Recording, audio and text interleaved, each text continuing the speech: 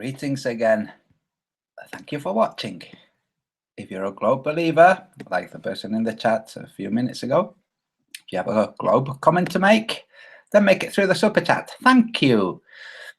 You know, it's sad when a competent adversary comes down with an illness, because, you know, that's one way of sharpening your skills, you know. In the field of philosophy, it would be arguing with a competent philosopher.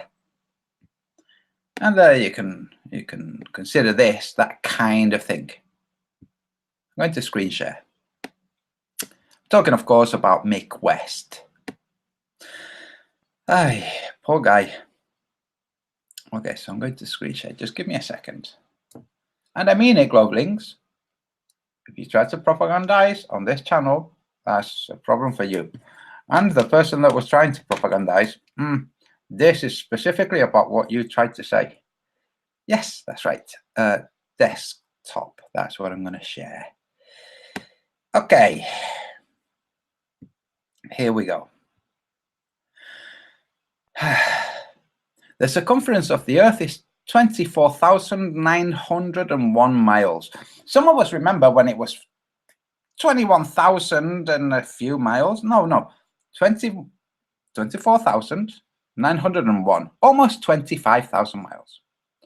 24,901. So 24,901 divided by 360. You know what this means, don't you, Globelings? Equals 69.1 miles per degree. Right? Yes, that's right. You just saw me working it out. Okay? Now, this is Mick West, Metabunk, conspiracy theory debunking website, and this is the portion, conspiracy theory debunking the flat Earth. With his standard refraction, which even he has placed in inverted commas, as in heavy sarcasm, you know, with standard refraction adjusted to 7/6 radius. Okay, that's this. See that there? 4,618 miles. 0.83, we'll forget the 0.83. Okay, well, that makes an Earth circumference. See here, the circumference of Mick West's Earth, 29,000, not 24 or almost 25,000, but no, 29,020 miles. Okay, let's have a look. See, 29,000 and oops, sorry, start again. 29,020 miles divided by 360 degrees equals 80 miles per degree.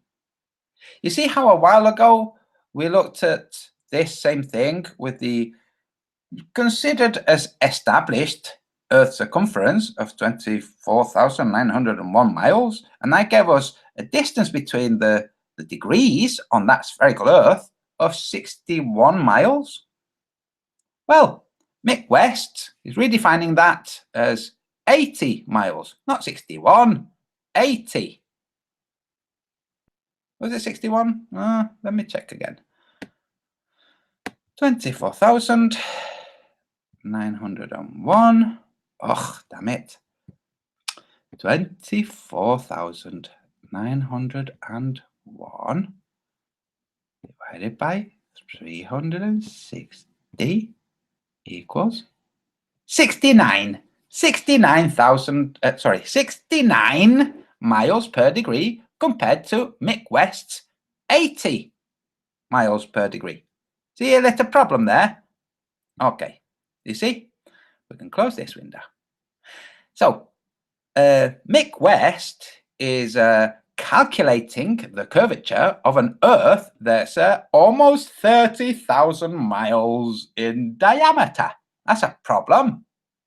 So we can pretty much dismiss all of this.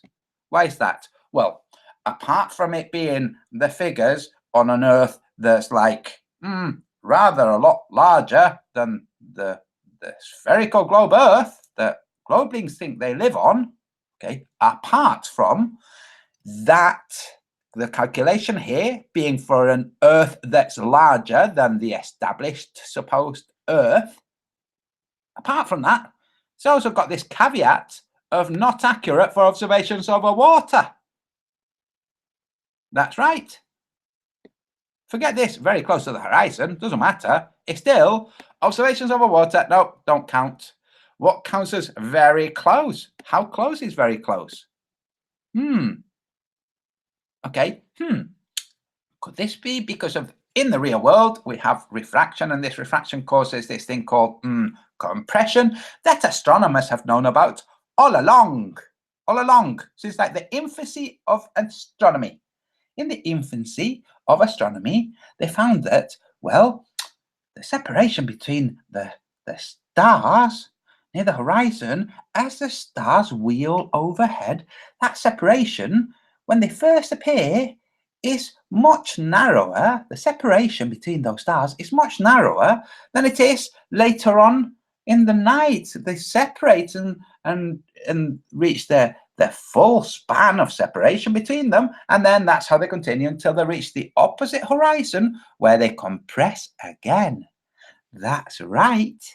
Okay, so with that in hand, this makes the Earth 29,000 miles in circumference. That's not the size of the Earth in the real world. It's not the size of the Earth in the real globe world. So this is really talking about something else.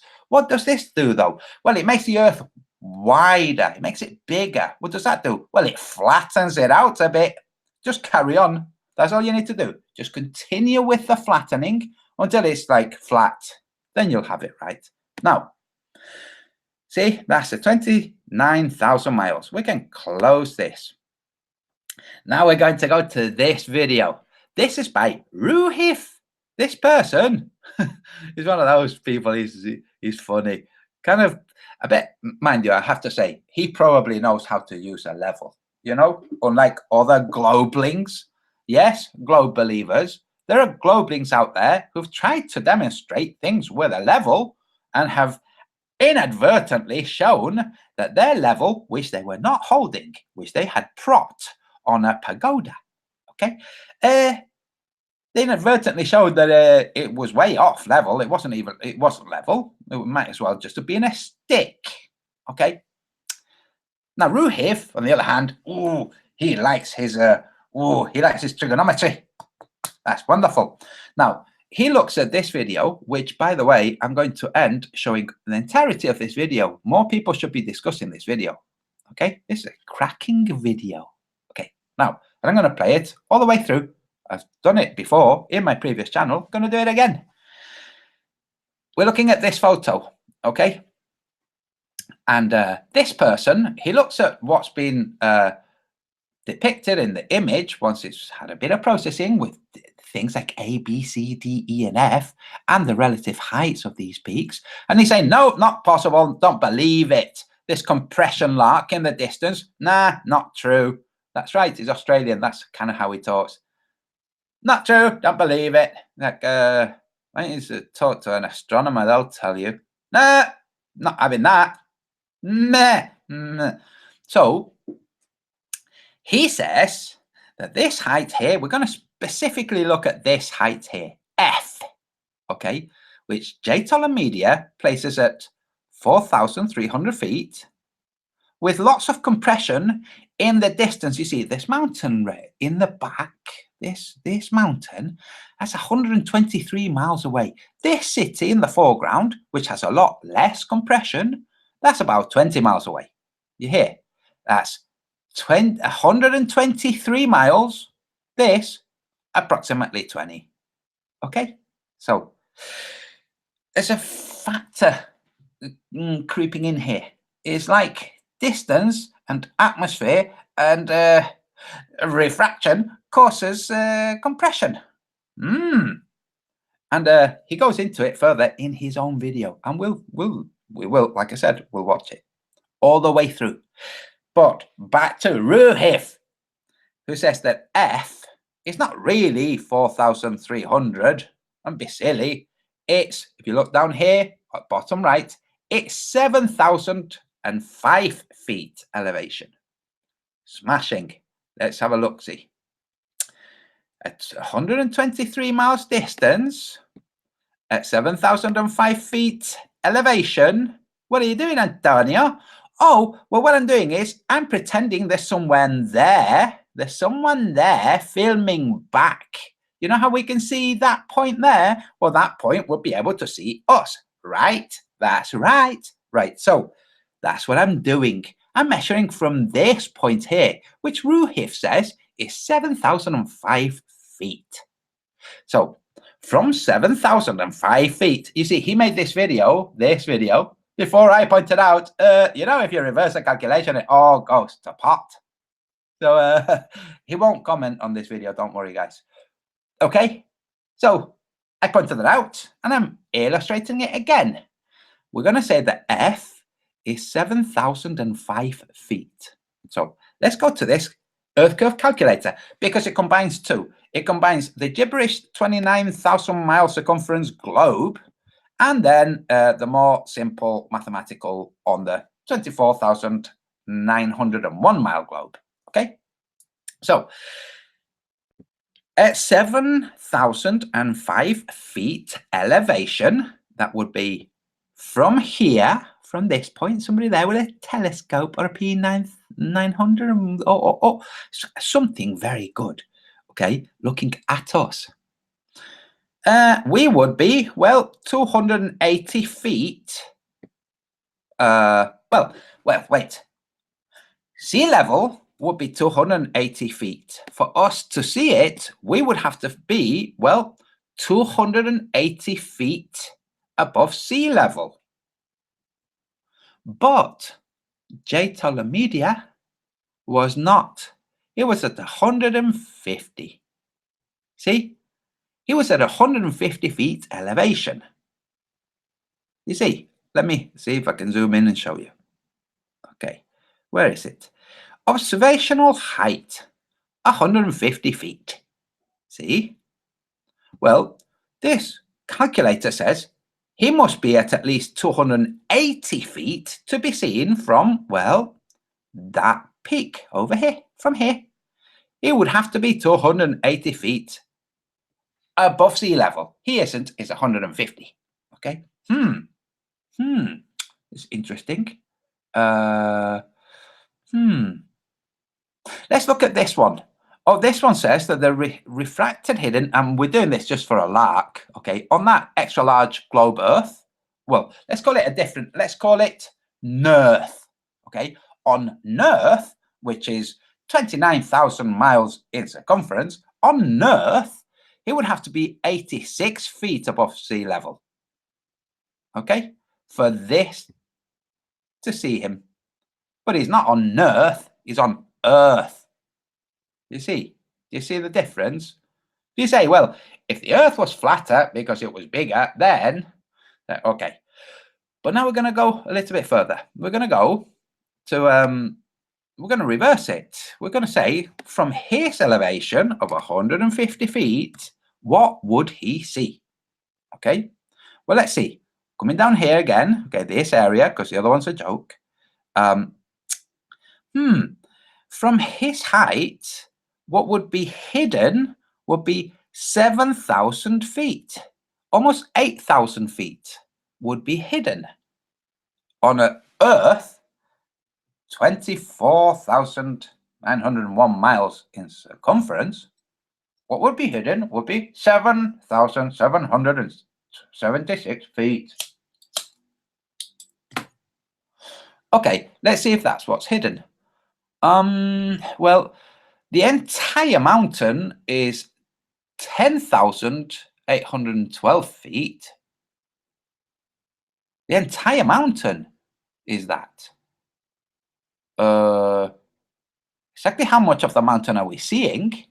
If this black line here, that's water, that's the sea, okay, at approximately 15 miles, okay, because that's where the horizon is, see?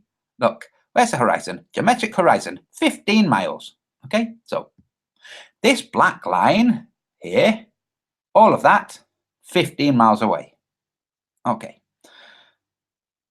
Between that horizon, there's a further drop, curvature, see, because it's a sphere, supposedly. And then there's all of these things, which must be a huge elevation, you know, because that's about 23 miles away or so. And then this stuff, 123. Wow. How much of the mountain are we seeing? If what's hidden is 7,776, and the whole thing is 10,812. Well, should be only of maybe what, 3,000 visible-ish? 4 maybe? I don't know. Factor in extra elements. All of this, 4,000-ish. All of that. That's interesting. But then he goes on to place a ruler on the screen. Look, very clever. Okay, I'm not going to play it because it does a lot of swearing. You know, like people when they've lost an argument and they know it and they start off by swearing. It's funny. Right, let me go back to here. Here. So he places a rule on the screen as if that was meaningful, right? And he says, what's really happening is, forget the fact that you can see this like water that would be, well, sea level. It would counter sea level, you know, because it's the water. Forget that. That's not where the water is. The water is really way, way, way below that, on the other side of this city. On the other side of that city, it drops down. It goes down, down, down, down, down, down, like way down to like at the bottom where the red line is for the video. See? That's way down is where the actual sea is. Forget what you can see. Forget that. No, it's somewhere else. Okay. And from that point to the top is 10,000 feet.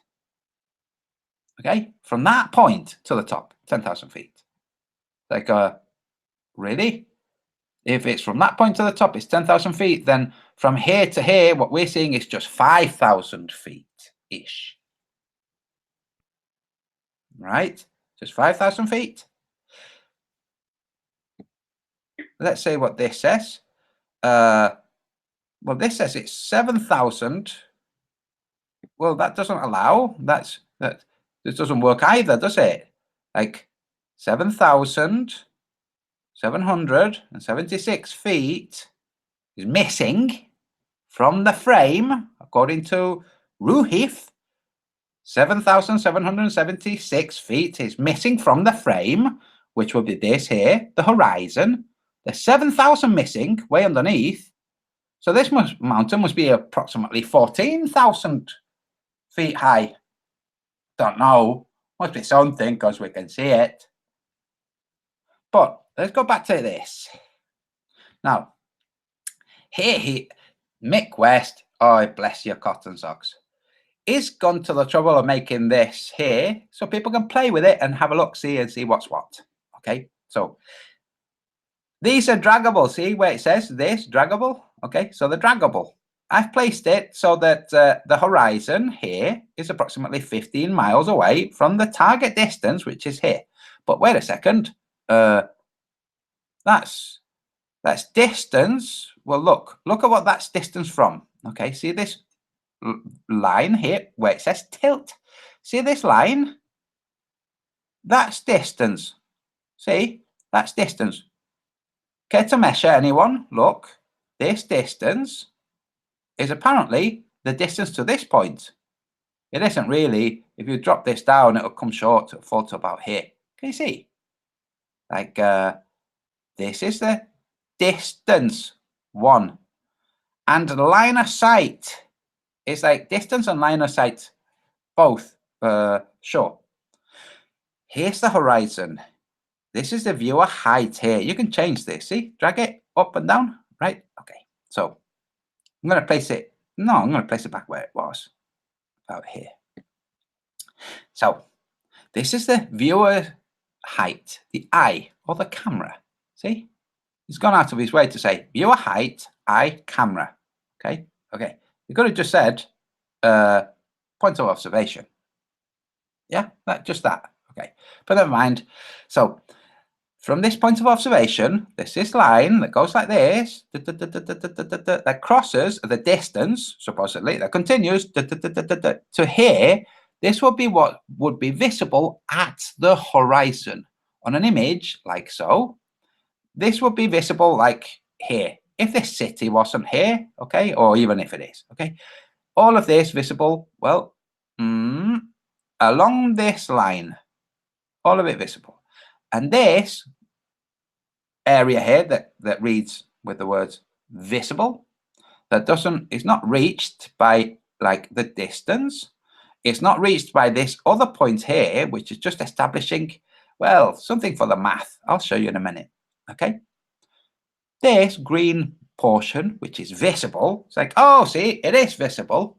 It's like, right. I said this is a number of thousands of miles. See this? Okay. But you can drag it, remember? You can do this. You can make it closer. Okay. And you could go all the way to making it an actual distance to match with an observation. Okay. You see, you can actually play with it. Do you see? Now look, here's what's hidden in red, and here's what's visible. This is closer to the image where Ruhi thinks about half of the mountain is missing and about half is visible, even though the bit that's visible, and I'm counting from this black line, is too large for the amount that's missing. It's just, that doesn't work either. So let's go back here. Approximately the same amount hidden as visible. But this is still a number of thousands of miles. Do you see? Can you see the curvature? Now, if we carry on doing this, it gets a bit absurd. Bring it closer.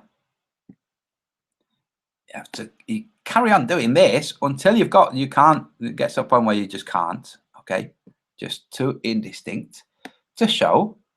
But see, no matter what you do, it's still like, oh look, what's visible is always it's always more than what's hidden. That's just how it goes. See, like, what's really happening is, by the way, just to point out, what looks like it's visible here, it's not really.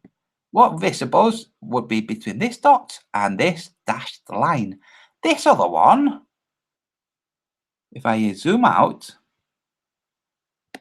that other line is this black dot. See this line? That misleads people. Okay, well, this is for the math. See? It's meaningless in terms of the surface and observations on the surface. It's just for the mathematics. See? Now, if yeah, I do this again, make it a bit easier for people to see. Back to where we were, kind of thing. Right. See how we have all of these things? There's eye level, and surface. See? Eye level and surface. Very little difference between the two. Tiny, minuscule difference. Let's move this higher. Oops, sorry. Oh, it's not letting me grab it. Maybe here.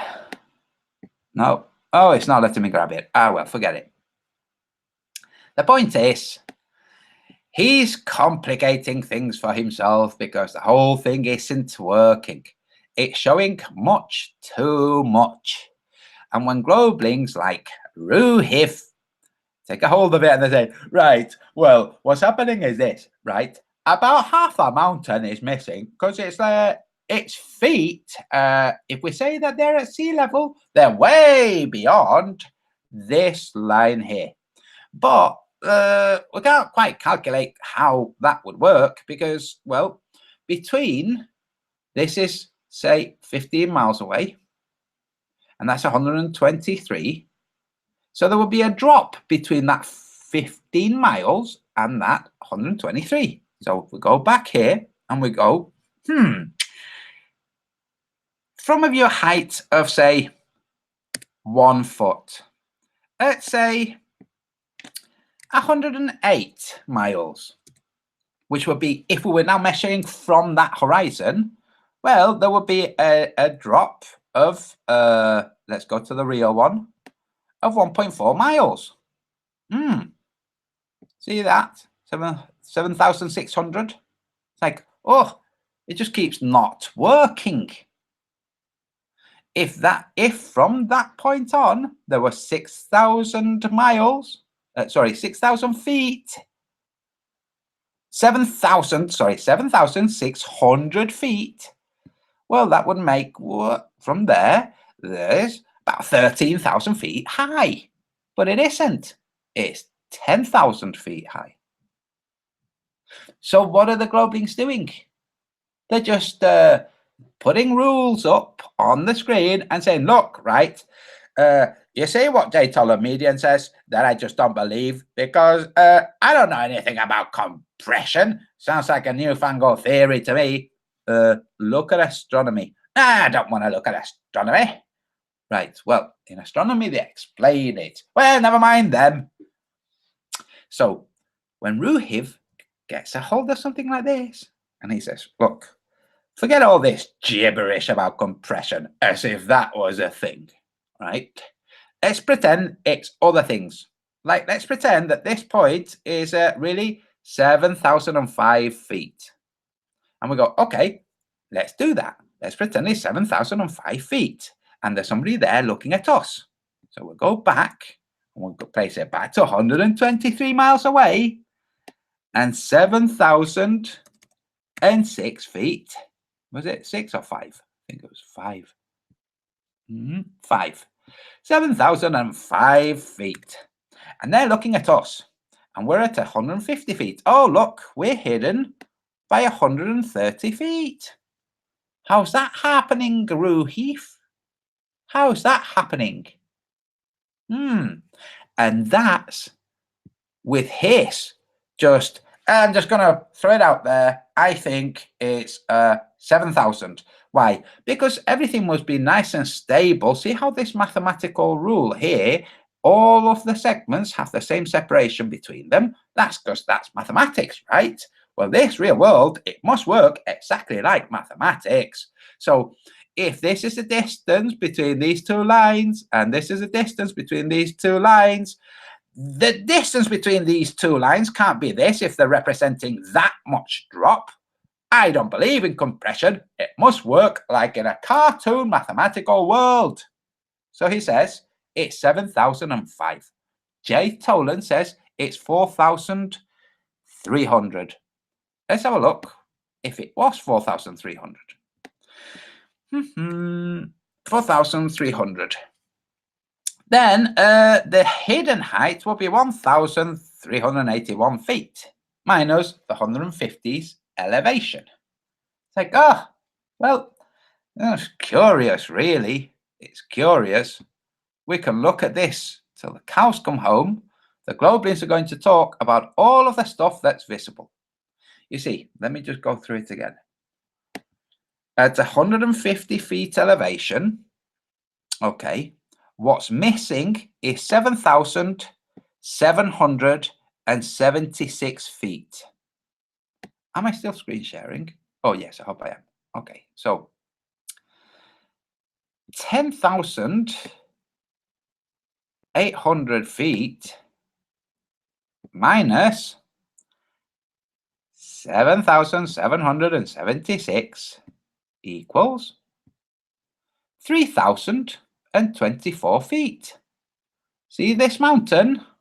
All of that is just 3,000 feet. That's right. I know it might sound ludicrous, but all of that that's been seen, all of it, is 3,000. Where's the calculator? 3,024 feet. We could, if we wanted to play a bit more, we could say, right, we have a rule here. Actually, get rid of that. We have a rule here that he says counts for things. It's like, and we could say, well, let's count this building. What would this building be? At this building's distance? Well, it just so happens that, well, if you measure this building, it's about 1,000 feet. That's interesting. This building would be about 1,000 feet. If you were to cut this building and drag it over and hold it here, you see it's about 1,000 feet, according to this rule, okay? Well, if this building's about 1,000 feet and we were to place it at the black line, let's see, it would be, well, 1,000, 2,000, 3,000, 4,000, 5,000, 5,000 and something. But the Earth curve calculator says that it can only be 3,024. Plus, that would be measuring thousands of feet from an object this size. If we were to take this over and say, right, here counts as 1,000 feet. Now let's move this thing, which counts as 1,000 feet. Let's move this thing from about 20 miles away to about 123 miles away. Well, what would happen to the building? Well, it would get tiny, it would get small.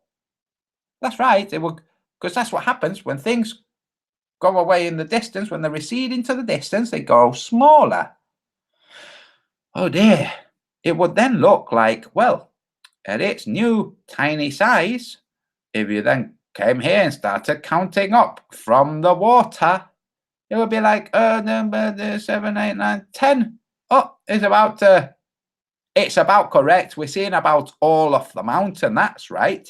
Do you see what I did then with mathematics? If you just make things into a sticker book style mathematics, you know, and you just cut things out, put them in, and that's what the Globelings do.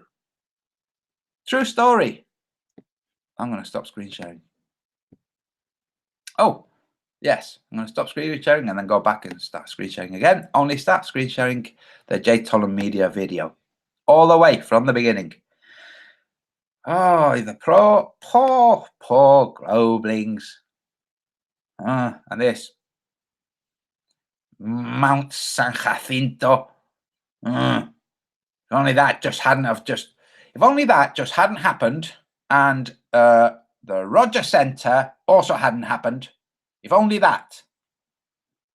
Remember, the Roger Center is 30.84 miles away, being seen from sea level. Well, from lake level, on the other side of the lake. And that lake must be kind of pretty much hugging Earth's contours. If the Earth is a sphere, it's hugging the Earth's sphere at an elevation, but it's still hugging it, right? Not at some weird angle. So what is it, Globelings? Let me see what's going on in the chat. What is it, Globelings? Why can't you deal with the facts? Rasas no fire. Okay. Nice to see you from Australia. Yes, Australia. Do you know what I think is brilliant? I'm going to do this. I'm going to put it out now, and then in a while I will put it out more seriously. Add moderator. Okay. Just because you have a wrench doesn't mean you have to use it, but if you see a Globeling trying to propagandize, then feel free to time them out and remind them. If they want to propagandize, they can do it through Super Chat. And then watch how they just go silent. It's like, I'm getting paid to do this. I'm not going to spend my money to do it. So this is what I'm going to put out there. I want to make an app that I want to be free. Okay? And all it's going to be The idea behind this app is really simple, which is why I'm telling people out there, I don't care if somebody else makes it. The flat Earth map, my map, yeah, a simplified version. Well, you could maybe have different versions, but a simplified version, like just black and white, where you have the app paired to the compass and paired to the magnetic compass, which will show you the amount of declination, magnetic declination. So that you have a line telling you which way your compass is pointing and a line telling you where true north is, where the north really is, okay? Over the map. But the map always points away from you on your phone, okay? So that you've got a sense of direction so you can go, okay, there's north. Okay, if there's north, then Australia is over there. Australia is over there. Hawaii is there. You see, so you can do that. So people can start orienting themselves with it. That would be pretty cool. I mean, you'll never be able to verify it. It's not like you can throw an egg and go, right, Australians, catch this egg. And then they're sitting there and go, caught it. Yeah, baby. That's not going to happen because apart from anything else, the winds would blow the eggs and there's somebody in Hawaii going, the heck is this egg come from? So, yes, if anybody is good at making apps, get in contact with me and we'll do that. But really, it means I'll give you whatever it is that you need so you can go and do it.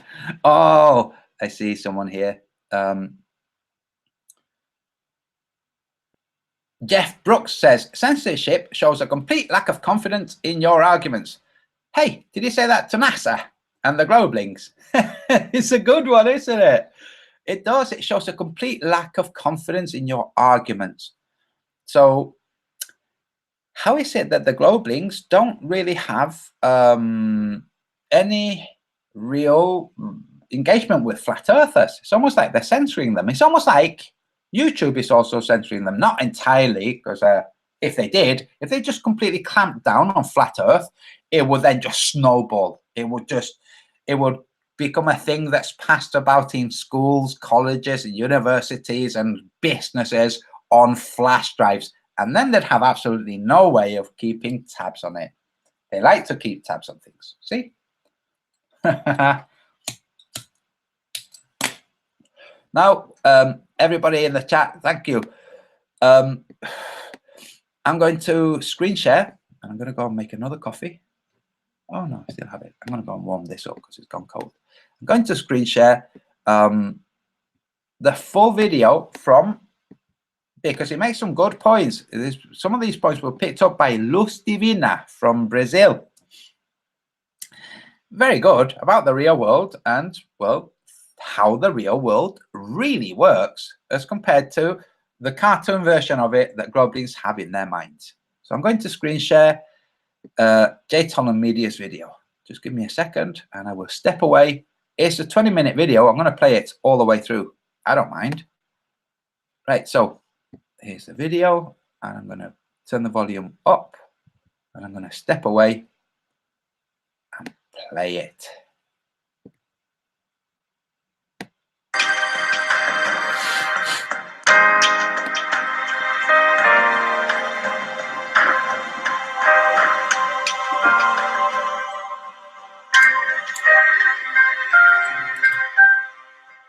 Hello, everyone. Happy New Year. I started off the year by going back to Malibu. The air was clear as can be and visibility the best I've seen it. We'll be watching the world in the visible spectrum, then switch to infrared, and you'll behold a world like never before.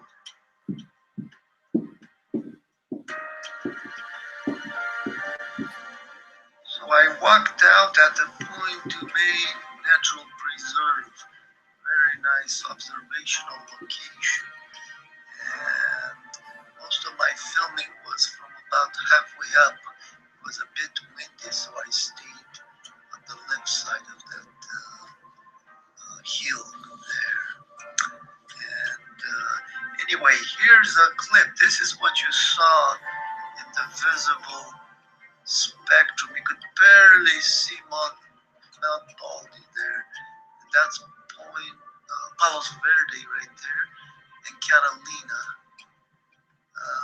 kind of like through haze, atmospheric haze. The altitude was about 150 feet, right about here, and up top is about 200 feet. And I'll use that later to do an analysis of what we're seeing. Now, let's zoom in a little bit here to see, this is just a photo. See, we can barely see Mount Baldy. It's about 70 miles away. But notice we don't see anything else out there. But in infrared, it will show up clearly. Have a look at this miraculous imagery.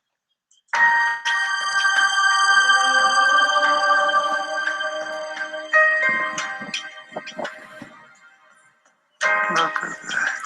San Jacinto from Point de May. That's unbelievable.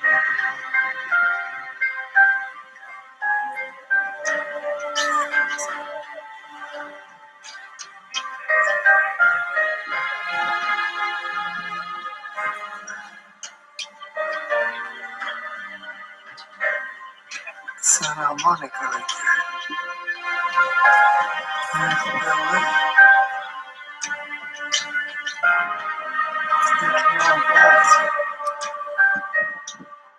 Now let's have a look at some high resolution infrared photos. Look at that, folks. So much resolution, 24 megapixels. This was taken with a Sony Alpha 6000 converted to 830 nanometer infrared. Look at that, just incredible. Infrared is an amazing technology, folks, but even more amazing is what it reveals. Behold the flat earth, folks. This image is so powerful.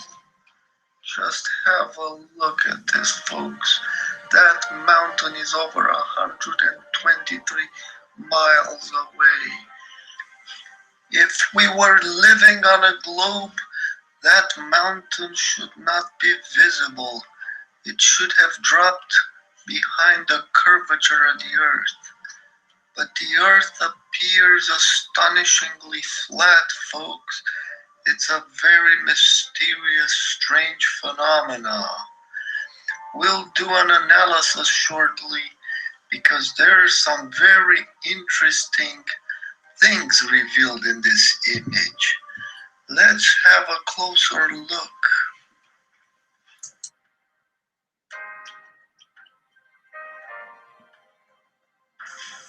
Due to the clarity and high resolution of this image, we can identify a few features. But notice something very interesting. Notice the difference between feature A and B. It's a delta of about 300 feet. And between C and D is a delta of 600. But wait a second, those distances are about the same in angle. But then look at the bottom, features E and F, it's about 2,800. Isn't that incredible? There is a nonlinear compression that is occurring here, folks. So I built a scale in milliradians based on the spacing between A and B because it is more accurate. Basically, the steeper the angle, the more accurate it is due to atmospheric refraction. And that mountain should actually come up to about 17 milliradians. So it's slightly compressed. It comes up about 14, just shy of 14. Very interesting phenomena here, folks. Compression. So we actually see the entire mountain, but it is compressed. which is very strange. But really, when we think about it, not unusual. When we see the moon rising, for example, sometimes it begins out kind of flattened out. It's what the atmosphere seems to be doing, kind of flattening things at low, grazing angles. Now, I've studied these features in Google Earth to identify them. And here's a short clip and some pictures so you can see what it takes to kind of identify these features. Here's a Google Earth snapshot with the labels that I had on the infrared picture. It takes a lot of work to really identify these features. As you'll see shortly, I've used Google Earth and panned around, zoomed, and tilted until I convince myself of what I'm seeing. Have a look. See, by moving it back and forth, we can tell what we're really seeing. And one has to really study everything closely. Notice how things are not in proportion to how they were in the image. It's because of that compression that has occurred. But here's that face, and we can see that notch. I'll point to it in a second. Right there, you see that peak and that notch? Those are key identifying features. And it casts some shadows. So yeah, the lighting is obviously different, so one has to really think about what it is they're seeing in the picture, and also be mindful that we're seeing this from far away, and the perspective is different than being close up in Google Earth. So if the Earth were spherical, that peak should be visible where I drew the bottom yellow line. Now, for the globelings, if the Earth was spherical, the peak, the top, should be visible where the bottom yellow line is. I mean, look at that drastic difference. In the lower right, there is a graphic kind of illustrating the geometry for a curved Earth. Notice the dotted blue line drawn tangent to the mean sea level, and then the red line drawn above it tangent to the foreground obstructions. And basically, based on the calculations on the left, lower left, I conclude that about 1,500 feet should barely be visible above the foreground obstructions, the buildings and whatnot. So very drastic difference here, folks. Yeah. Just to go through the calculations here real quick. The mountain height about 10,800. The observational height is at 150 feet, which puts the horizon at about 15 miles. And that's good because the distance to the shore is about 19 miles. Now, the curvature should be hiding about 7,800 feet at mean sea level. And the land obstructions assumed about 250 feet at 20 miles after using Google Earth and just looking around along the path to see what kind of height there are. So anyway, that translates to higher obstruction distances at 123 miles out. So anyway, I calculate about 9,300 feet of obstruction. And so that leaves about 1,500 feet. for the globelings, it's talking about the supposed obstruction of the curvature of the Earth and then the supposed obstruction of the height of this city here. That should still be visible. But at those distances, that would be like a sliver where that yellow line is. Basically, you wouldn't be able to tell there's a mountain there. But there it is, folks. There's the mountain just standing up proud. Isn't that crazy, folks? We've been told all our lives that we live on a ball. Yet it doesn't seem to check out, which is very weird. The atmosphere obviously occupies the intervening space between us and the mountain. So it's imperative that we understand how light behaves as it propagates through the atmosphere. I'm going to share with you folks some insight I've gained in the past year that convinced me that we do not understand refraction properly and that indeed the Earth is flat. Have a look at this incredible evidence.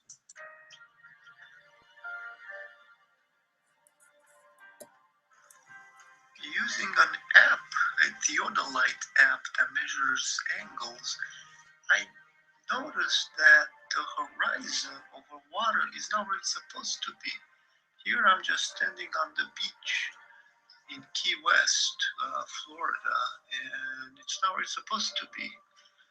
And so when I measure it, it is down at about 1.2 degrees, which really got me thinking. Since the horizon appears much lower, that means light is curving upwards, bringing the horizon down. And this actually explains a lot of things, why ships seem to disappear over a curve, perceived curve. But it's actually, folks, a mirage, a long distance mirage, as this illustration shows. Since light is curving upwards, it will intercept the surface, and anything below that will not be visible. So looking at that cruise ship, below that blue line, you shouldn't be seeing it, but above you will see it. Now I've tabulated in the lower right a few elevation angles to the horizon given the observer height. And so at an angle of about 1.2, we're probably somewhere upwards of 1,000, maybe 5,000 feet. But we were standing on the beach. Isn't that incredible? It's really light refraction upwards that's doing this. I've been speculating that this refraction is caused by the evaporative boundary layer, but I had no proof until this past summer. I was in San Diego, in La Jolla, and when I measured the horizon, I realized there's a tilt to the right, which really puzzled me. Notice that the surface, the horizon, it's tilting to the right. And that really, intrigued me. And when I tilted my theodolite to measure the angle, it appears to be about 1.6 degrees. And that was the clue I was looking for, because there was a wind blowing from the left to the right. And I quickly realized what was happening. I speculated that it had been the evaporative boundary layer. And sure enough, because that wind, it's blowing to the right, the properties are changing across the horizon, close to the left, light kind of propagates through drier air, but light coming from the horizon on the right propagates more through the moist air, and thus the light propagation path experiences more upward refraction, making the horizon look lower, thus confirming my speculation that it's really this evaporative layer. That's why folks in really humid climates, in the Midwest or the Gulf, where it seems like those clouds are just dropping into the ocean really close, it's not really that the Earth's curvature is doing this. It's really refraction upwards. But out here on the West Coast, where the water is cooler and there's more dry air, we can see a lot farther because we don't have this evaporative boundary layer. However, it's still there at times. So on the first of the year, when I took these awesome pictures, I went up on Point du May eventually and measured the elevation angle to the horizon, the depression angle, and it's about 2 degrees. So there's still refraction out here. The wind was blowing from the west, so I imagine there's some, moisture. So with that kind of an angle, you'd mean my observational height, should be over 10,000 feet, but it's not. Up here, it's about 200 feet. So yeah, it's really this bizarre, evaporative layer refraction that's occurring. Very fascinating, folks. So the conclusion here, for me at least, is the atmosphere is making it appear that there is a curve. It's really interfering with the flat Earth phenomena. So from ground level, folks, we will never be able to see very far, regardless of how good infrared is. The atmosphere poses 2 challenges. One is attenuation. There's haze and we just can't see too far. But then there's refraction. So we beat haze with infrared and extend the range of visibility, but we still have to contend with refraction. And so that's why I've taken to the skies with my infrared cameras, because once we get above that 2-degree depression angle, that's when the Earth really starts to show its true flatness. But if you pick an observational site like I have over here, so you go over water just a little bit and then you observe over land, then you can, trick the atmosphere into revealing its secrets. But yes, folks, the Earth is quite flat once we understand what refraction is doing to us. I hope this has been an eye-opening presentation for you guys. Thanks for watching. Splendid. So from about 150 feet high, 2-degree drop to the horizon, equivalent to the drop to the horizon on the sphere Earth of about 10,000 feet elevation. Seems like the whole of the globe Earth, like all of it, is just falling apart. Like it's just really not working, and there's nothing they can do to fix it because they can't force things to happen that don't really happen in the real world. Just that's how it seems. Unless you think it's a legitimate thing to do, to say that the Earth is actually bigger than what they've said it is, and if it was so much bigger, then they'd have to rework all of the math to do with the gravity. So it's a problem. And if they do try to do that, rework the math for the gravity so that they can say that the Earth is actually bigger than they thought, which they could do, and the masses would just believe it. New measurements have discovered that the Earth is actually 29,000 miles in circumference, not 24, nearly 25.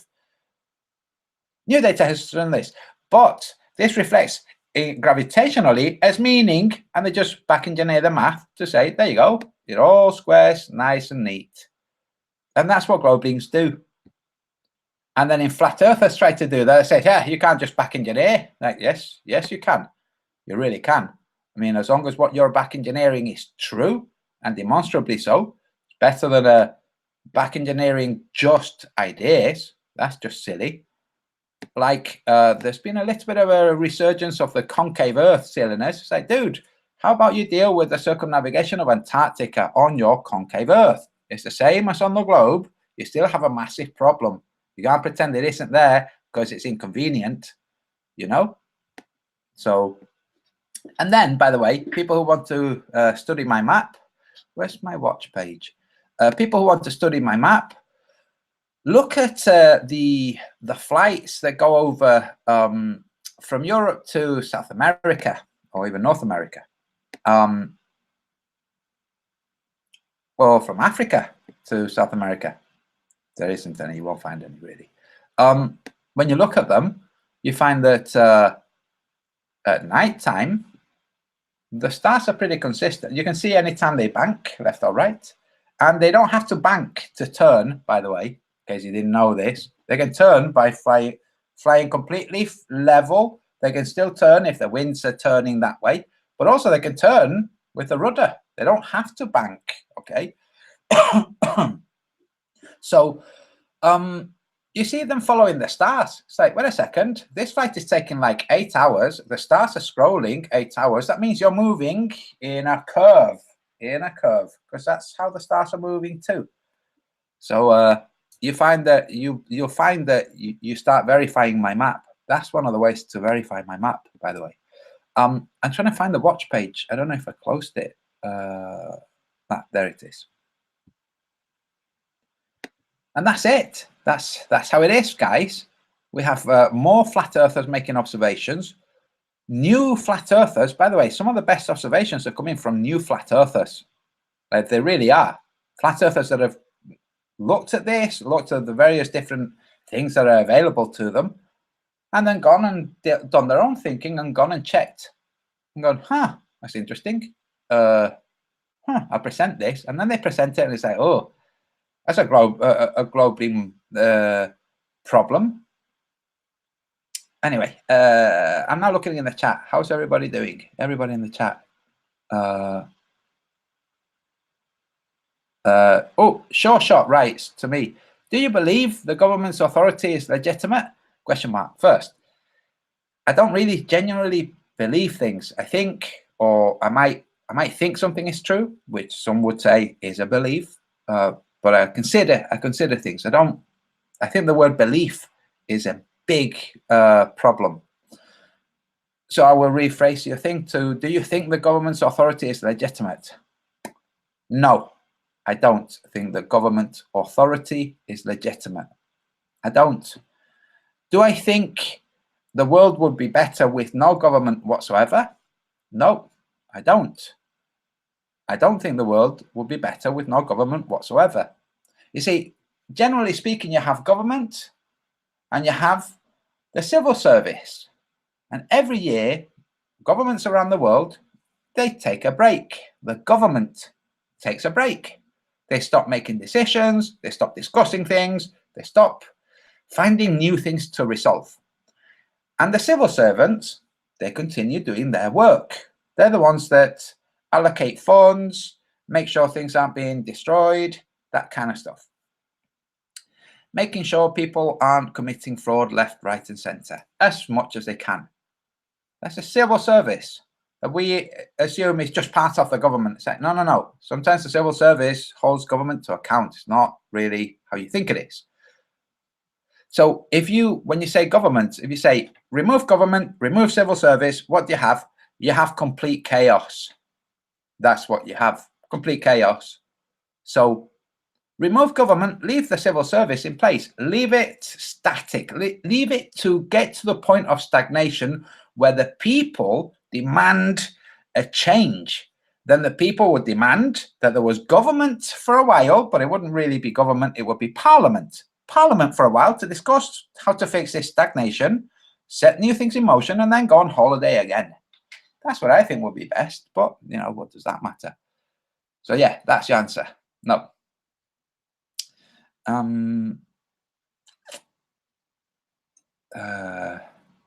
So Monkey's Moon. Hi, Antonio. Why did it take all your videos down? Because I mentioned something several times in Hangouts, and I don't recall which Hangouts. Okay. And I didn't want to go through all of them to see where I've mentioned it. And it's something that I want to keep private. Some of you might remember what it was. Some of you might have concluded or surmised on, right, it's talking about this. I'm not going to say what it is. It's nothing that gets anybody in trouble or anything like that. Okay, so just want to keep it until I finish with what I'm doing. Then I will put it back. It's no biggie, no biggie. It's not because of any problem, the fear of copyright strikes or anything like that. No. Shane Walter, good evening, everybody else. Good evening to everyone. I'm now looking through. So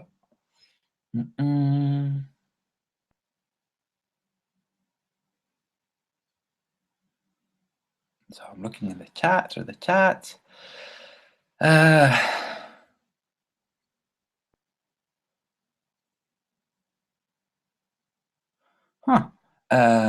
Water gyros flat earth heal the world, right? Learning all this blows my mind, and I know my brother and people I know wouldn't get this at all. They seem to be missing a connection in the brain that allows them to look and grasp it. I kind of agree, but I wouldn't so much say that they're missing a connection. I'd say that they have, I'd say that they have an interruption. They have one of the connections is severed or interrupted. The connection is there, but it's not working, so it's not really a connection. So yes, I would agree. I don't think they have something missing. I think they have something too much, something that's interfering. And usually it's education and fear of authority, which goes back to the previous comment. People have a real fear of what they consider the authorities. They see this. Criminals do crimes. The authorities come along, grab them, kidnap them, throw them in jail on punishment for their crimes, which is totally fair enough. If you think about it, for the guys that are really doing crimes. Okay, you might think, oh no, just leave them. Like, yeah, you go and live with them then. So there's that side. And then they think, wait a minute, if I don't do everything that I'm supposed to do, then I become one of those criminals. And the government and the authorities, no. The government and the authorities for those things that are supposed to be big, heavy crimes. Other than that, no. Now, I watched something just recently. Somebody passed me something to do with child protection rackets that go on around the world. And I really take to heart what Solzhenitsyn wrote about when people started coming for other people. Okay, when the authorities started coming for certain groups of people, and how nobody defended those people. When people go after somebody's children, and there's the children aren't suffering at the hands of their parents or anything like that. It's just some kind of horrible vendetta or some spite, or the parents have decided to not vaccinate.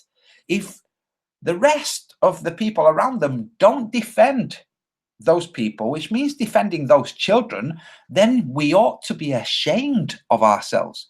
And you don't have to defend them by actually getting there and fighting. There's lots of different ways of defending without fighting. One way would be to block the cars in that are going to do the carting away. Just block them in.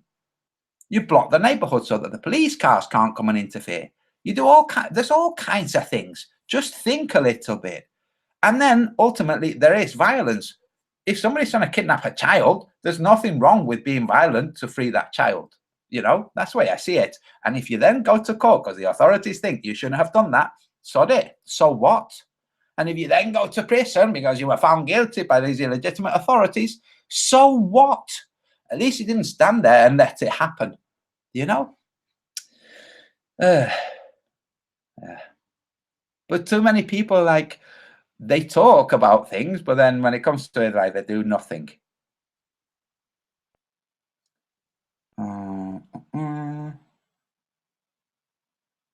I'm just looking through the chat, through the comments. So there was a guy called Jeff Brooks who kept trying to make comments, but when I said make the comments through the super chat and several other people reminded him, he's like, no, suddenly he doesn't want to make the comments.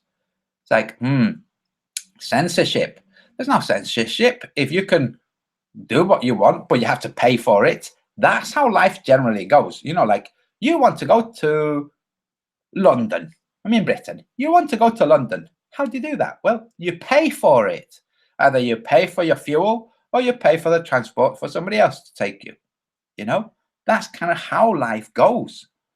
People are like, no, I think I should be able to do it here and I think I should be able to do it free. Right? Well, you're wrong. So I'll show you. See? Yes. So, and then they'll play the victim. Censorship. Right? No censorship. Just go ahead.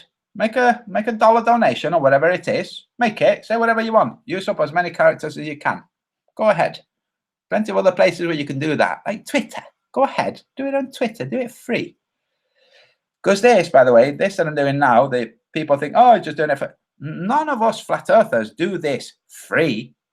Like none of the flat earthers who are producing anything on YouTube do it free. People say they do it free. It's like, no, not really. In order to do it, you need this, right? You need equipment, hardware. That cost. You need a connection to the internet. That cost. You know who used to do it literally free? Well, not literally free because he used to do it through a phone, so which was a cost. Tim Osman used to go and do it from Wi-Fi from like Starbucks and places. So that's how this place works. That's how it is. It's not the best thing, but 12 Monkeys, why are you not making fun of Wolfie6020 anymore? Because he's not caught my attention for a while. Don't know what he's doing, to be honest.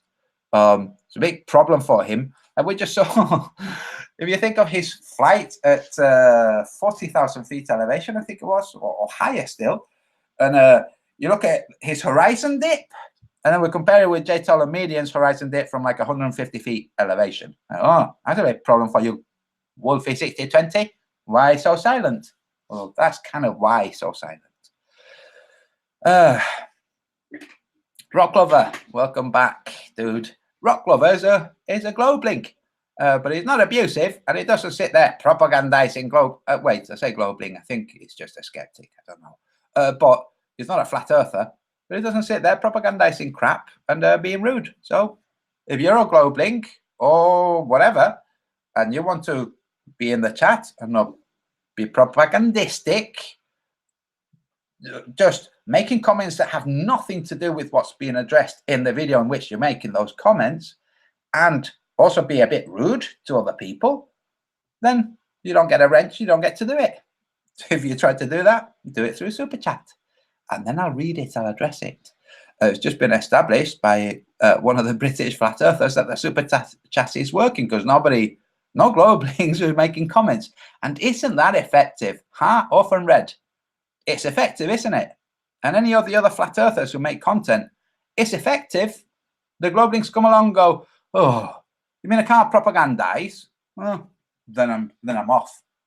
Because let's face it, they don't actually pay attention. They come, mute the video, and then engage with the chat. That's what they do. That's how their comments so often so far removed from what's actually being discussed in the video.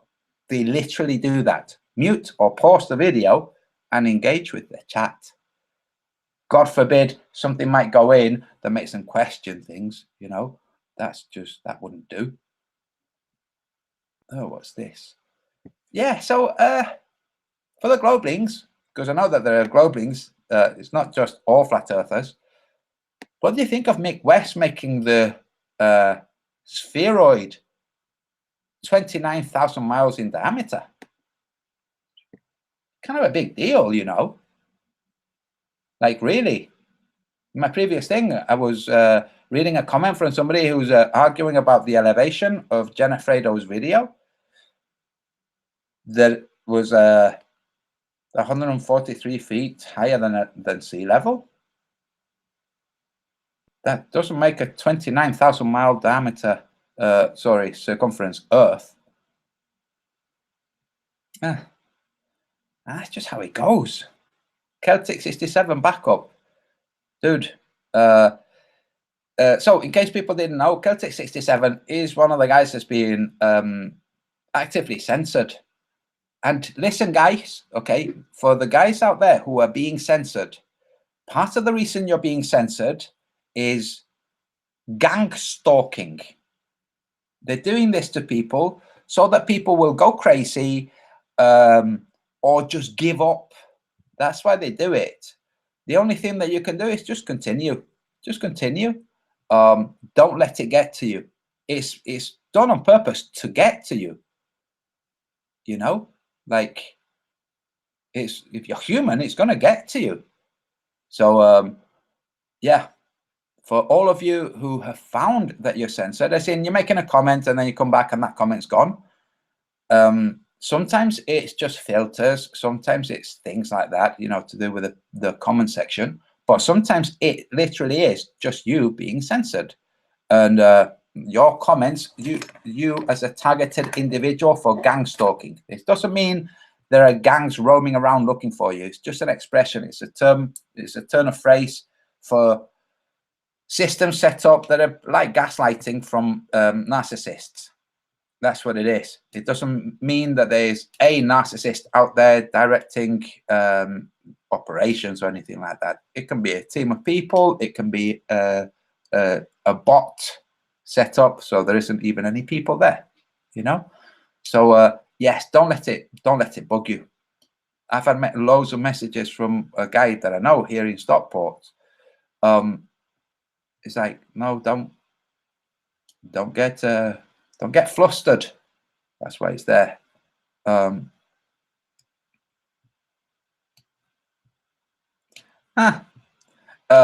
Celtic, yes. So Celtic, stop stop letting it get to you. If it gets to you, it makes you bitter. If it makes you bitter, you react. If you react, you make comments, and then people say, look at that cretin. So don't let it get to you.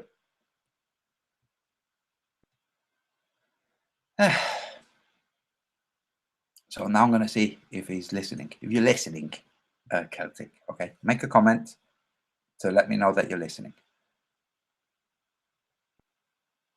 I will do the red path. I'm just watching. This channel is fucked now too. I can no longer upload on this channel, Antonio. I'm rejected from uploading to YouTube apparently. This channel, oh, that channel, the backup channel. Listen, you need to take a chill pill. You need to listen to me. I'm not saying this as an antagonist, okay?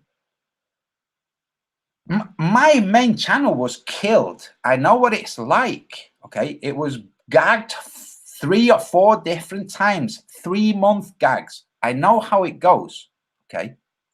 If you let it get to you, you react. If you react, basically, you make things bad for yourself and you don't produce a kind of content. It's on purpose. If you're angry, you don't think clearly, okay? So don't let things make you angry. That's it, really. Just go, oh, okay, well, if they're doing that, I must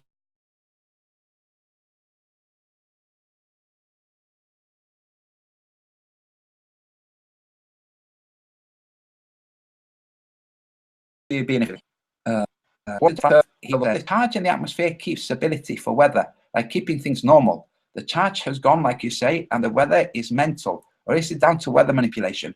Wait a minute, has my stream just paused? I just saw that my stream paused then. Yeah, so things are going mental. There's a problem with the charge. The electricity is dropping, but the radiation is rising.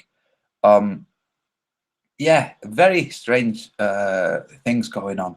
And yeah, it's a balance between the overall level of static charge in the air and the level of radiation in the air that keeps things in a what we call normal kind of state, where, you know, the weather would be predictable based on the seasons. You know, like summers are hot and dry, depending on where you are, obviously.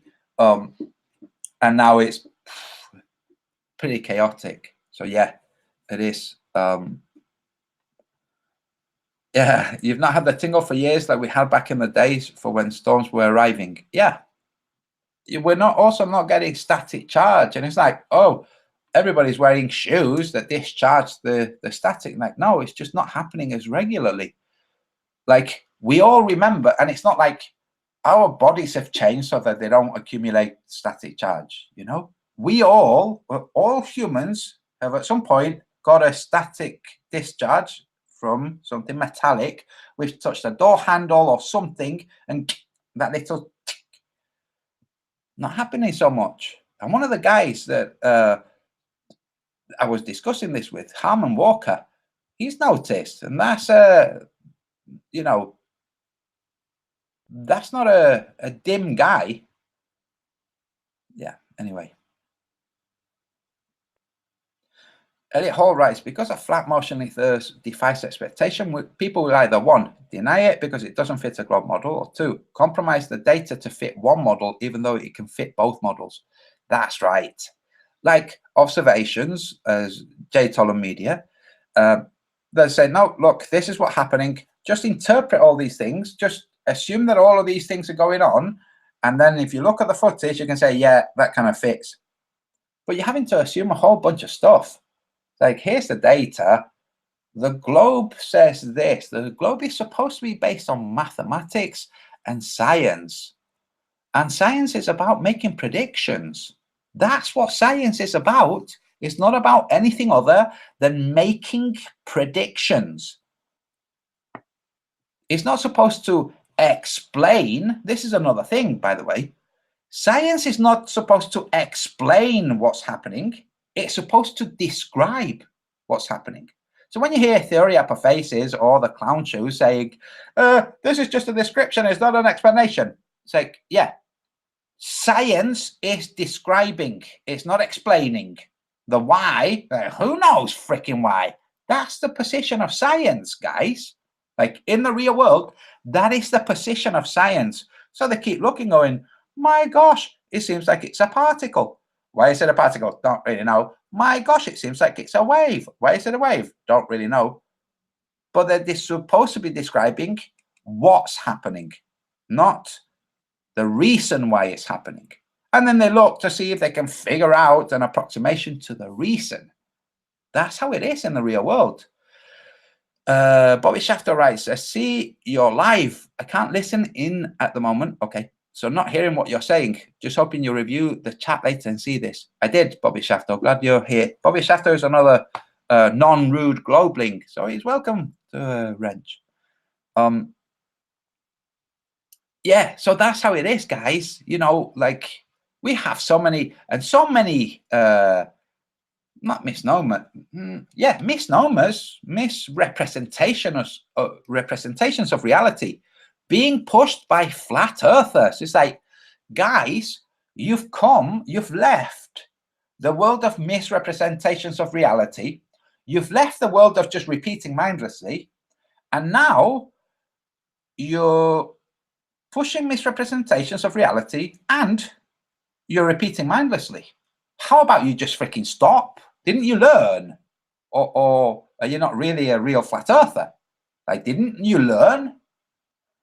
So when people say science is supposed to explain, it isn't supposed to explain. Okay, so theory apotheosis, it's not supposed to explain. It's supposed to describe and supposed to predict. Yeah, anyway. Madame Medusa. What's Madame Medusa saying? Somebody said, you're not wrong, Madame Medusa. So I'm going to look to see what Madame Medusa is saying. Hi, by the way.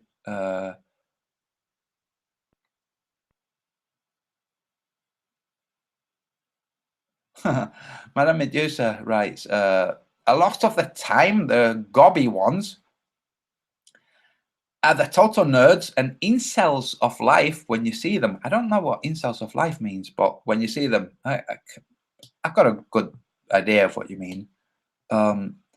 P. Murray Level Earth UK. The thunderstorms used to take out the electricity and we got the cordless out 15 years ago, maybe 20 years ago, maybe 30 years ago. I remember them. Like, please type X if you remember this, okay? Whatever country you're living in. And it's not because the electrical grids have been made much better. That's not why. I mean, the electrical grids being made better might explain lack of surges, but they can't explain lack of lightning storms, okay? So type X, if you remember, having a feeling like thunder or lightning was coming, and then thunder and lightning came. So please type X if you remember that. Or if you remember the boom kind of pulse, the lights would go out, your circuit board would have tripped, your TV show gets interrupted because there's a lightning storm. You then go and switch it back on. Please type X, because I remember both. Bobby Shafter, yes, you do got a wrench.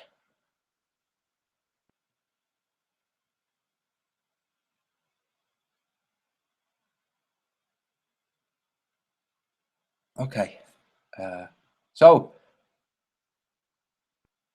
we see from the X's.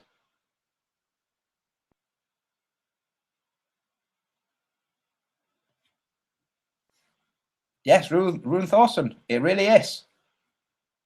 If you look into it, you'll see that really is. It's supposed to describe what's happening, but not why. The why gets into the realm of metaphysics. And metaphysics, which is a branch of philosophy, goes, it was kind of reformed into theoretical physics, but we know that that's just a gibberish. So why are the stars there? What are the stars? How do they work? What do they do? Out of those questions, we can answer some, but some we can't. Like, why are they there? It's a good question. All right, cool. I'm seeing new people to give wrenches to. That nabbit. The whole thing just scrolled. And again, if you find yourself with a wrench, it doesn't mean that anybody's expecting you to use it. Okay, just means that it helps me keep tabs of who's here. It makes it really easy to see when a globling comes in, and one of the rude globlings comes in and tries to cause trouble. Zonk Jimmy says, I could smell the static from the storm coming out. I don't doubt that.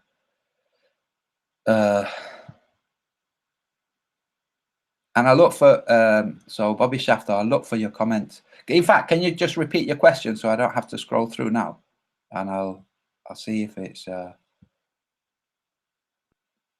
sorry, I'm busy giving wrenches out. Colin Turner, hi Antonio, rereading your book and loving it. Cool, I'm glad. I wish that some of the typos, I really wish, no, it's not, I wish some of the typos, I wish none of the typos were there. And I wish that none of the bizarre editing things were there. No, they had to resize and that shuffles all of the sentences. Some dodgy things there.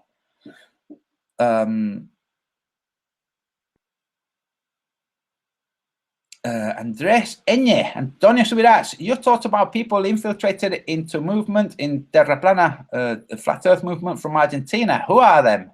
Who are they? Just so you know, who are they? You arrive at your own conclusions. That's all I say. Arrive at your own conclusions. If I say it, then you believe it, then you act as if it's true, and then you're repeating. Instead, usa tu inteligencia, observa y fíjate, entonces lo sabrás por tú mismo. Right. And not just Argentina, so South America, not just Argentina. For a while, never mind. Right, Bobby Shafter, I'm looking for your question.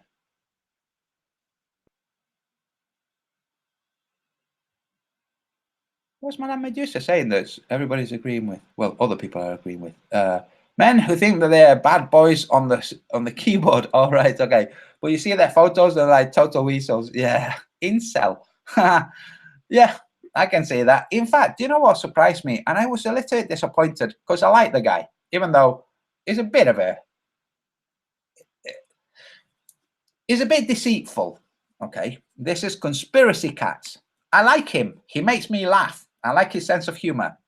He has a level of deceit there. Okay, but I don't think he knows it. Okay, I don't. I think he believes the things that he's saying. So when I saw him on Hangouts with other Globlings, and he was this kind of meek and mild little guy in the corner, like, wow, that was shocking. Gleam, salute, my king. Hope you're well. It's not my king, it's my leash. No, yeah, greetings, Gleam. Yeah, drop the thing. Unless you're talking about the Lord of the Rings, then no, even then I'm not. Opinion date 0007. What is the subject? Rewind and watch. That's the thing to do. Not what is the subject, and then somebody quickly writes a little synopsis for you. You know, just rewind and rewatch. Or rewatch, just watch. Oh, I'm enjoying looking at the chat.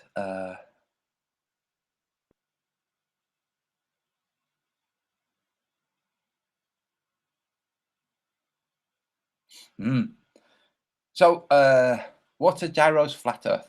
Wait a minute, it just scrolled.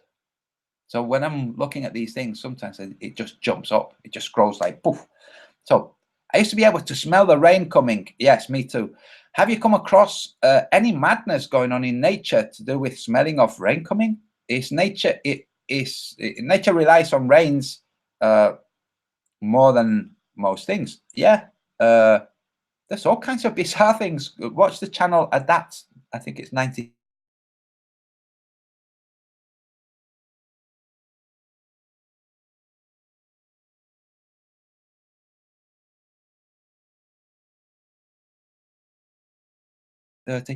Going on. Because a couple of months ago it snowed in like Jordan. You know, it's like a couple of months ago it snowed in Jordan. Oh, I see that my stream has been interrupted. That's curious. Okay, so let's talk. Wow, I don't know if my stream, if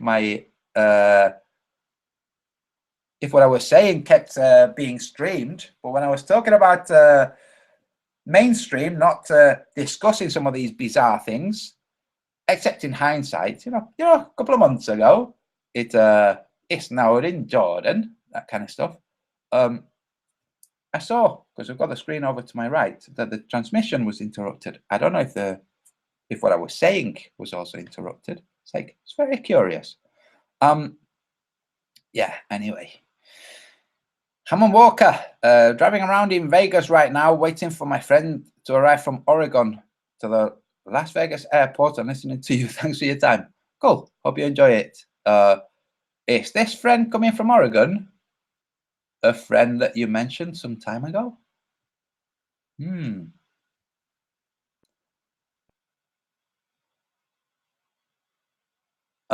Okay. Oh, sorry. So, Shafto's at work. Thanks, Flat Earth Bear. Shafto's at work with sound turned down. He doesn't know you're asking him to post. Okay. Thanks for that. I'll look later.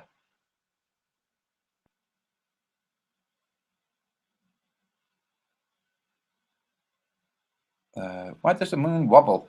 Oh. So these are the questions that no matter what the answer is, if somebody just stumbled across the answer, they wouldn't be able to demonstrate that that's actually what's going on. Like if they stumbled across the true answer, like the real reason, they wouldn't be able to demonstrate, to prove that that's what's going on. They might be able to replicate it. They might be able to express it in various different ways. It's like, why are you? You know, why are we born? Some of these questions, and I'm not saying this mockingly, but some of these questions, it's not like there's no point asking the question. I think some of these questions aren't really answerable. Like, really? Like, how long has existence existed? It's not really answerable.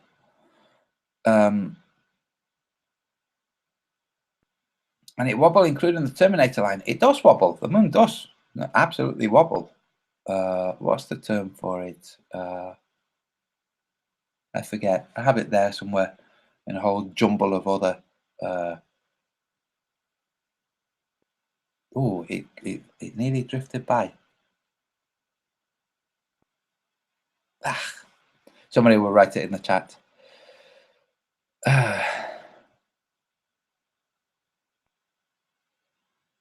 Bobby Shafto.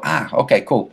Basically, wondering if a flat Earth calculator is possible that will calculate hidden values and distance to horizon for a flat Earth. Yes, it is possible, and it will be made with a contribution of people like J. Media, the physicists from a certain South American university, the mathematicians. They will look. They'll go, okay, what are the refractive elements? How do they function? Okay, what are the refractive elements in this scenario? Okay, well, according to our calculations, the horizon should be at this height, and we should be able to see things at this distance, and things beyond that will appear to have shrunk or diminished by this much. They will then look, establish, and go, we need to fix this, or we need to fix that. That's what will happen, because right now, the Earth curvature calculations are really not working very well. They're really not. If you're having to make the Earth 29,000 miles in circumference, what the heck is that? And even though you've made the Earth 29,000 miles in circumference, you still have it breaking down when you reverse it. Here's my point of view. Your mathematics was based on the geoid, whose size was kind of partly determined by the mathematics on how it must be for certain things.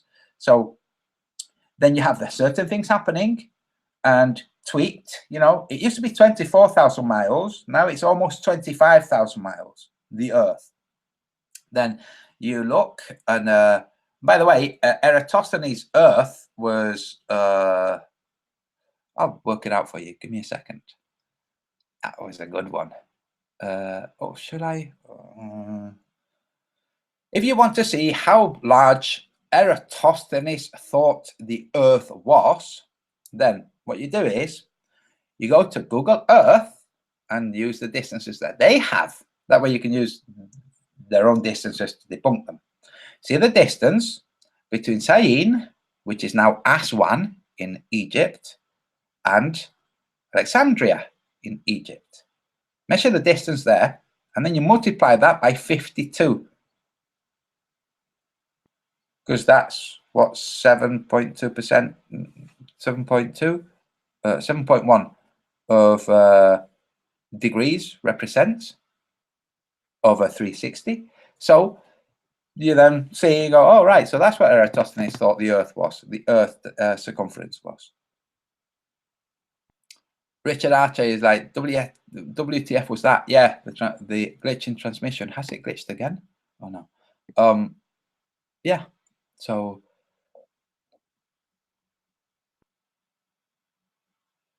Oh, right, here you are. So Bobby Shafto, I will write that. I'm highlighting that, Gleam. And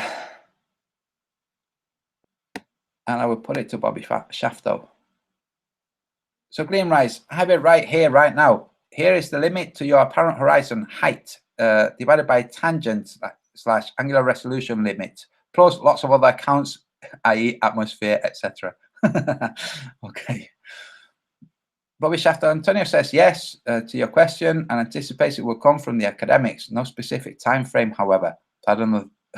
Cool. Flat Earth Bear, thanks for that.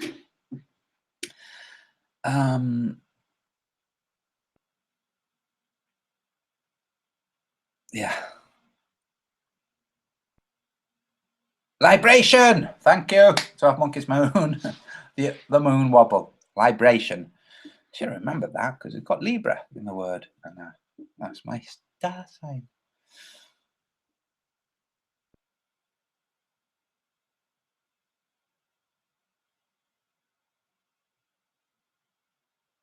Yeah.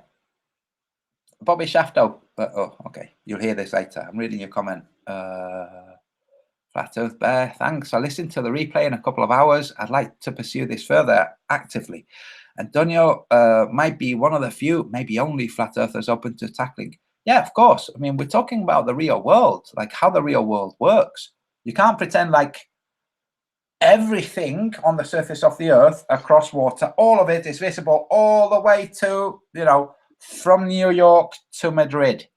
You know, it's like, no, it doesn't work like that. There are elements that are making things diminish in size and in visibility, obviously.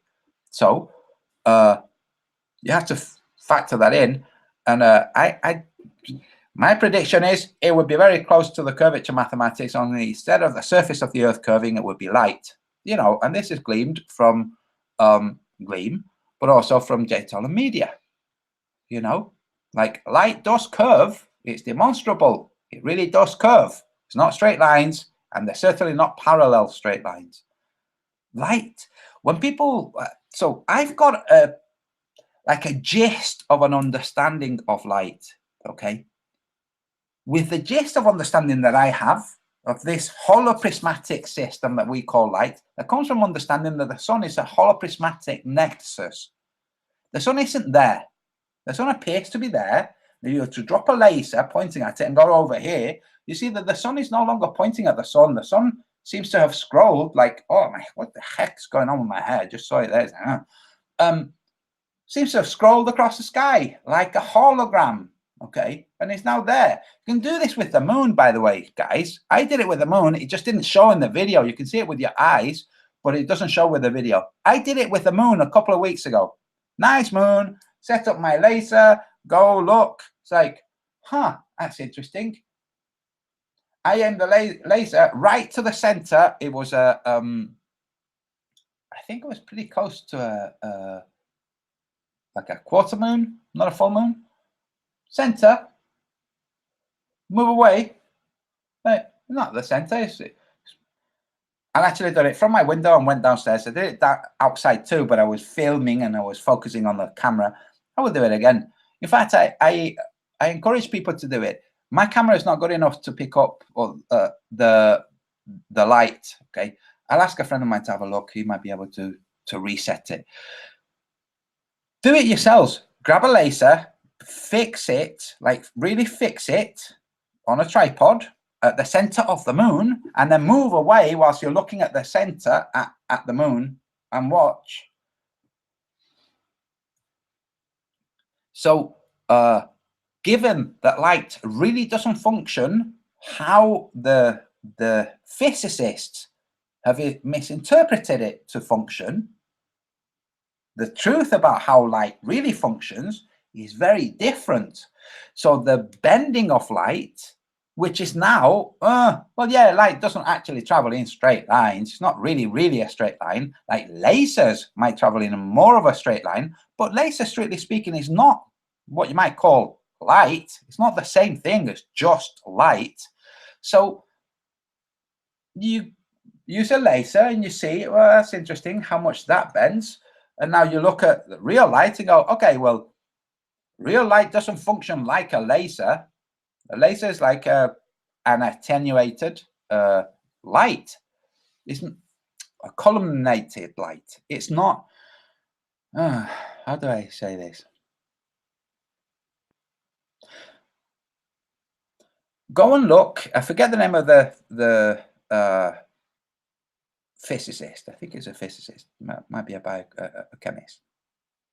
Look at the videos. Oh, do a search for the videos, the fourth state of water, or the fourth face of water. It's the fourth state of water. Look at that video, see what's being discussed and described. When you see that video and you see what's being discussed and described about water, and you then extrapolate that, look, these factors associated with water that are so unknown that they're not taught at schools yet, that's for sure. But they're real, like they're demonstrably real. You can see them. So if that's what's going on with water and light, because the way that you can see them is that light is having an interaction. If that's how water is different to what we thought water was. And you then go on looking like, okay, so how different is light to what we thought it was? Just tonight, earlier today, I filmed my thing. I've not reviewed the video, and my camera is very dark for some reason. The interference pattern of light on my wall, okay? And what's happening is not wave propagation causing interference, and it's coming through slits, and they're vertical slits. What's happening is the information that's being carried by the light, which spreads once having gone through anything that it can then form further information about, it spreads like spaghetti. Take spaghetti and then pinch them really hard, they splay out. Okay, so it's pinched here. Only if you can go out, but then they spread. This spreading is what you see on your wall. And it gets to a point where they cross over. And it gets to a point where if you carry on going further and further away, they all blend into the one, which is how the sun works. Now, if you move closer, so if you move further away, all of this interference becomes one pool of light. But if you get closer and closer, it becomes less. It becomes fragmented. It becomes well, if you reverse the observation, you see first pools of light, banding of light, and then these bandings of lights get wider and wider, and then they start to cross over, and then they start to diffuse further until it will be just one pool of light. You now go back and you see where that pool of light becomes individual things. You'll see this is presenting the sun. This is presenting the sun, but not at the same location. This is what I'm referring to. The sun is a holoprismatic glare. It's a holoprismatic nexus. And the same way as the professor has shown with the fourth state of water, the same thing will be shown with light. And then people will just go, oh, duh, why did we not understand this in the first place? It's like, well, because we have this interpretation that we were trying to shoehorn into the observation. Anyway, there you go. Right, folks, I'm going to go because I need the toilet and I want to get something to eat. I hope you enjoyed this. Remember, Globelings who are watching, who have made it this far, but if you are, there's some kind of masochism going on there. Or maybe you're just like laughing at my freaking ridiculous hair. The heck, right, I'm getting a haircut tomorrow. That's bugging me. Yeah, so if you're a Globeling, if you made it this far, really ask yourself, is it really legitimate to make Earth curvature observations, having first made the Earth 29,000 miles in circumference instead of 24,901? It's a really legitimate thing to do. If you want to see the flatness of a table, no. If you wanted to see the flatness of a mirror that was 2 meters long, you wanted to see just quite how flat it was. But instead of measuring that 2 meters long mirror, you went and measured a 5 meters or a 2.5 meter long mirror. Would that be a legitimate way of measuring the 2 meter mirror by measuring a different mirror? It's not, is it really? And that's what we have with the globe Earth. That's what's fourth face of water. Gerald Pollock, thank you very much. Jane Threes, why haven't you got a wrench? Right. Thank you very much. Jane Threes, thank you. Fourth face of water, Gerald Pollock, not fourth state. Watch that video. Just watch it. It's fascinating. It's brilliant. It's brilliant. Okay, guys, that's it. I'm going. I will catch you all soon. Bye.